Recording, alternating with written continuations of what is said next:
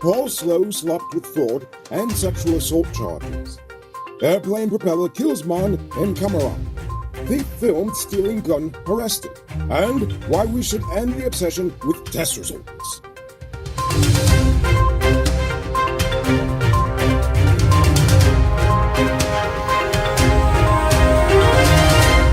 I am Rico Bulford and welcome to tonight's edition of Uncut News. Where are you watching from tonight? Tell us in the comments below.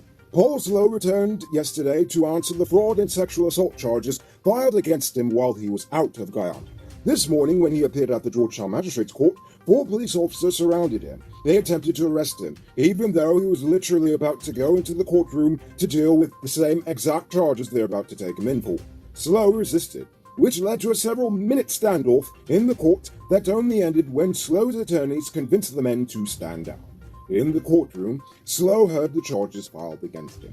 They were related to the alleged sexual assault of a police officer. He was not required to enter a plea and was released on $250,000 bail. However, Slow was also charged for conspiracy to defraud the state of $10 million. He was also not required to plead to the charge and was granted $100,000 bail. Following that, Slow walked over to St. Stanislaus, aka New Brickdom, and filed a criminal complaint against Nondalal concerning statements he made about him on an NCN television program. Slow claims Nondalal's comments amount to several violations of the cybercrime law, and he wants the Attorney General to face the courts. Slow's attorney, Selwyn Peters, said if the police do nothing, they will file the charge privately. The full court will soon decide whether Jagdeo will have to go ahead and pay $20 million Guyana dollars default judgment to Annette Ferguson for defaming her.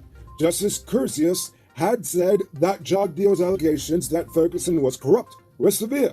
She said Jagdeo provided no proof for his claims, even when Ferguson had provided evidence that she had only owned one house and land at a news conference. Jagdeo had not even considered that.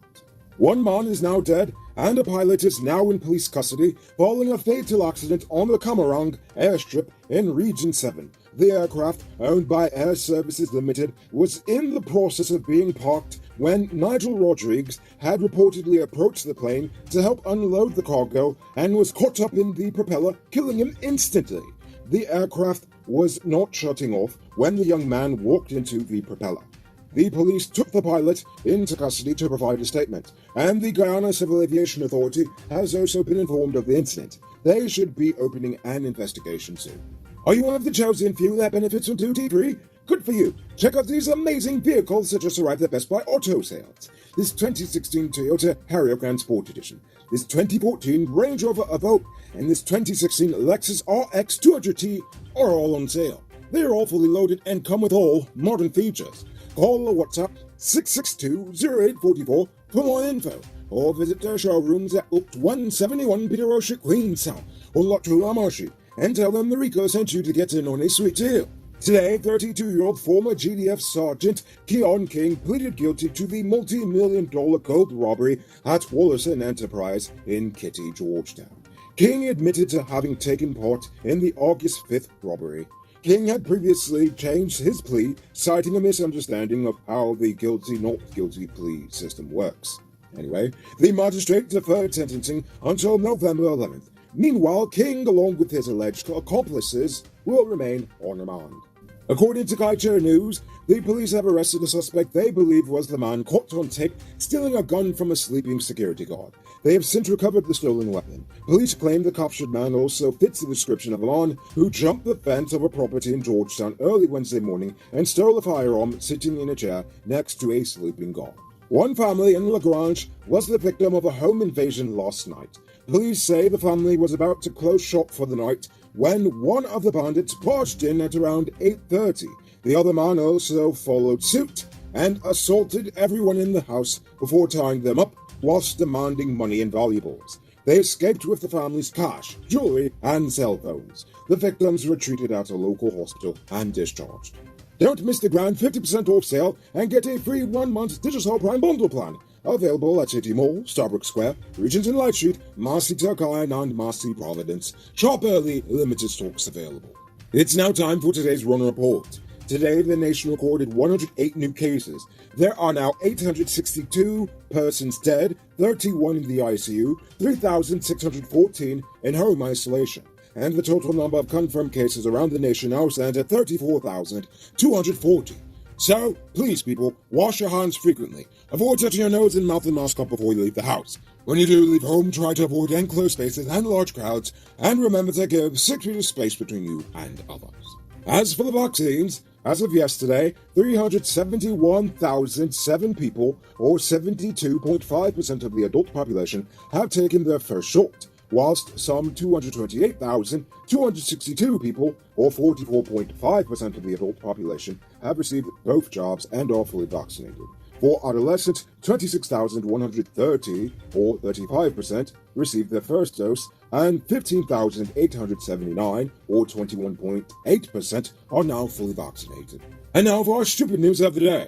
You know what I think is stupid? This nation's obsession with CSEC and NGSA scores. Now don't get me wrong, I'm proud of every child for even attempting the test, no matter their scores. To be a student during the pandemic, especially during the pandemic, is stressful enough, so to excel is very commendable. But it's the adults I have a problem with.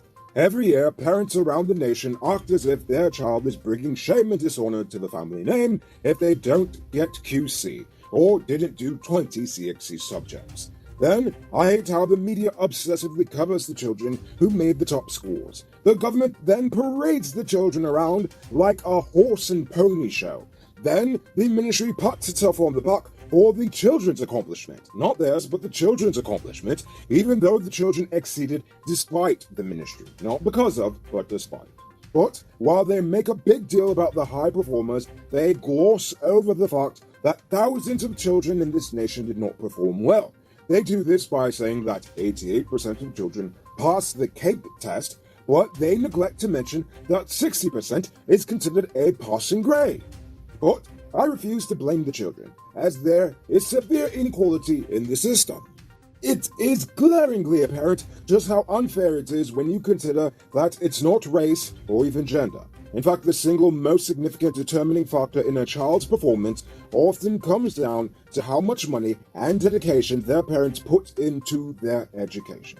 Whether it is extra lessons, extracurricular activities, or even internet access, all of these make a difference in a child's educational outcome outside of the schooling itself. This is not my opinion. You can look up all the studies about this, but you don't even need to look that far. You already know that it's a fact. You know the unfairness exists. We all do. That's why we are all impressed when a child from the ghetto school tops the list. But we expect a child from Bishop's or QC to top it, and we don't even think anything of it. The test isn't even relevant anymore when you think about it. I could continue, but ultimately, I believe that Guyana should leave the CXC Council and make our own test, which is suitable for us. But let's take it a step further and update the curriculum altogether. We need to educate all children to be adults, functioning adults, one that can be successful in this internationally connected 21st century world. So educating and testing them based on 20th century colonialist beliefs is pretty stupid. Boom! My name is Mudwater from Guyana Uncut. I have a big truck. Note, I didn't say I have the big truck. I have a big truck. When I need affordable parts for my truck, I only go to one place. Powered Automotive Truck Spares and Engine Parts. They stock parts for DAF, Freightliner, International, and Mack trucks. Also, all genuine Cummins engine spares. They're also the authorized dealer in Guyana for Hammer parts. And as a wise man once said, don't DPS. Get your engine parts from Patsep. Call 697-0171 for inquiries and tell them Mudwater send you. Boom out!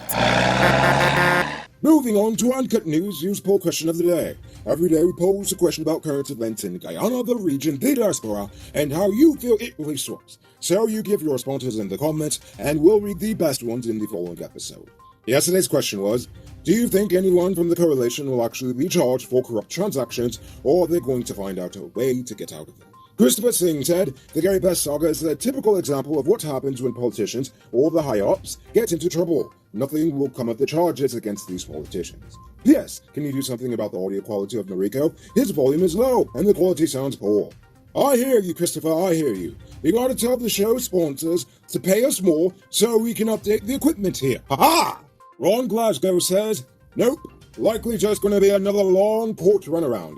It could also be a distraction from the other pressing issues that Guyanese people face. Hold the focus, peeps.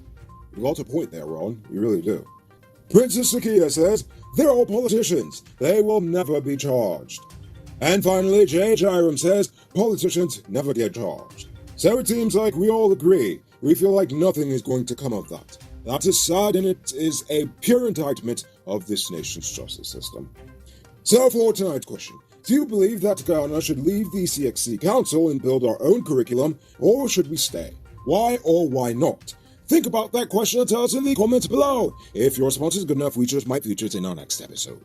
Anyway, that's all the time we have for tonight, and check us out Monday for another. Until then, I'm Rico Pulford saying, have a great weekend. And as always, don't drink and drive, or you'll end up on Monday's episode the hard way. Ha-ha! Good night, folks.